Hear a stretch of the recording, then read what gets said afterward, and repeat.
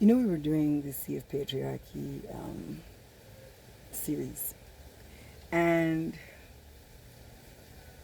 recently, obviously, because that was the subject we were doing, everything that I've been hearing now also leads in to that. So this morning I was listening to a soca tune, and basically the guy was saying that his girlfriend should not check for him right now because he out having a good time, because it's the season. And I couldn't help thinking to myself, it's the way you think you have the right to say something like that to her. It's the way you think that she should understand because, just because. Like the permission you think that the sea gave you to just not show up. It made me go on to think about ladies. Remember how I talked about how you contribute to the sea of patriarchy? One of the ways you contribute, the most dire way which you contribute, is accepting crap. You are not, and don't get me wrong, you can be loving, you can be firm, you can be supportive of your partner without encouraging nonsense, without letting people off the hook, without giving unnecessary praise where it is not required. When you keep making it seem like the bare minimum is something to be excited about, you let them off the hook. You let your partners off the hook without necessarily doing the work of educating and actually improving them. So for every time you ease them, we learn in adversity, do we not? Right. So for every time you ease them into thinking they're absolutely wonderful for doing absolutely the bare minimum, you are making the standard and the quality of your partner inadequate. And it can't then help the progression of the whole race. Because it isn't one or the other, it's both of us. So if we've already progressed and they're behind and we're not doing anything to help them get forward, we are stagnating them. So one of the things I want you to practice is honesty. I want you to practice the honesty of saying, I am disappointed. I understand, but I'm disappointed. Because had it been me, these are the many ways in which I would have shown up for you.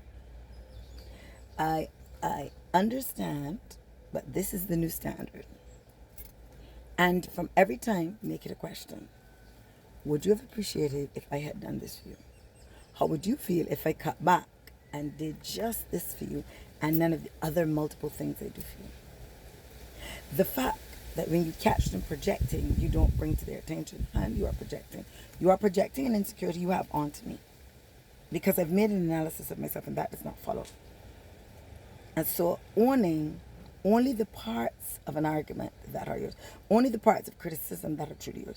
So let's say you call me lazy. There are days when I am.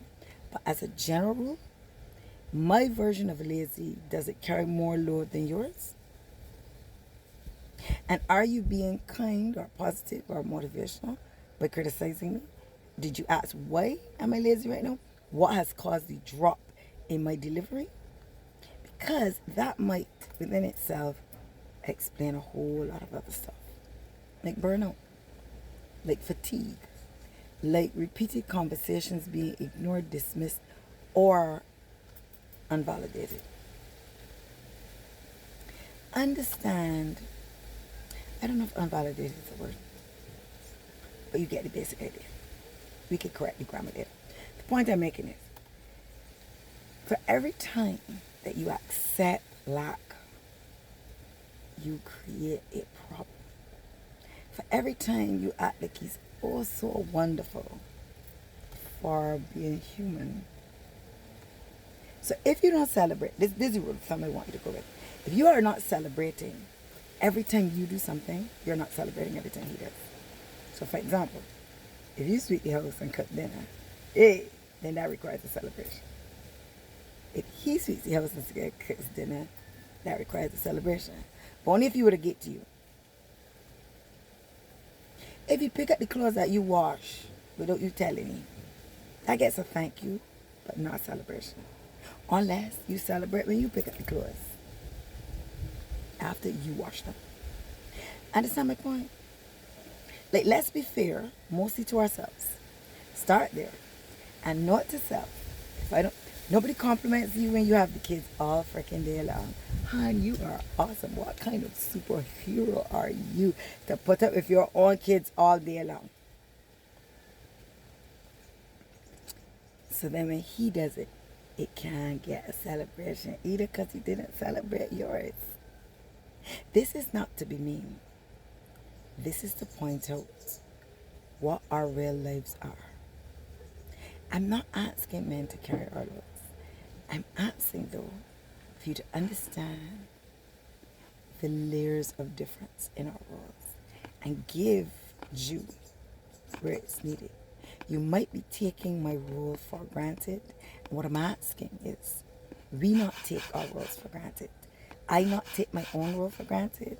I don't take your role for granted because I appreciate my role.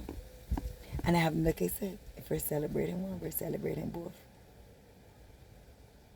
If he gets something special for doing the job that you always do, you gotta get something special for it too. It's the only point I'm making. So make sure we are more honest. We understand we want a level of fairness. Humanness is real. Humanness is everybody. Everybody has emotions. Everybody gets disappointed. Everybody has expectations. Great. But be as fair with how you treat his feelings as how you treat your own. You understand? I'm not asking you to cause noise. I'm asking you to remember to celebrate how wonderful, fantastic you are if you're going to celebrate how wonderful and fantastic your man is. Just so that they start to understand the load that is carried by you. The load that is taken for granted by him sometimes. And this is not that there are not men out there doing absolutely wonderful things. But you can't be doing it because you think you're helping her. You can't be doing wonderful things because you think you should do wonderful things. Because those wonderful things are a reflection of yourself. Not because you're hoping to get praise for the wonderful things you do.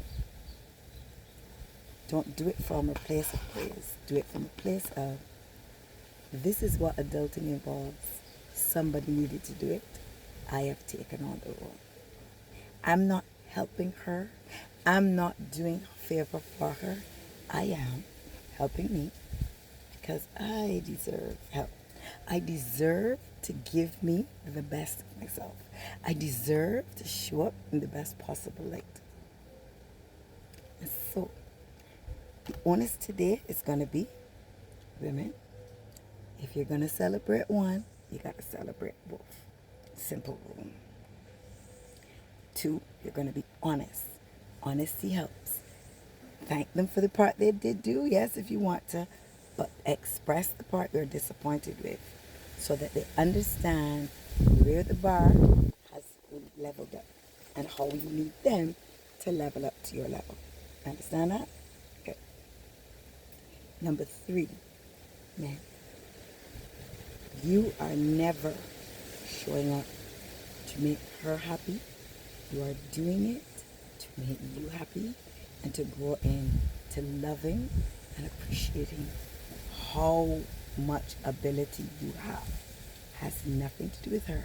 So you're not doing, you didn't sweep the house for her. You didn't put away the clothes for her. You didn't clean. You did it because it needed to be done. This isn't a match up. I don't want you to do the inside work. I don't want that. You don't think we appreciate that you do outside work or that you clean or that you bring in money. Those are all wonderful. But guess what? If she's doing it too, then there's nothing special about it. And it isn't really for her. You did it for yourself. You would have had to have a living regardless. You would have had to eat, cook, poop, fart, and breathe regardless. Remember that. So show you love by stepping up. Show her love by stepping up without expectation of appreciation. Have a great day, both of you.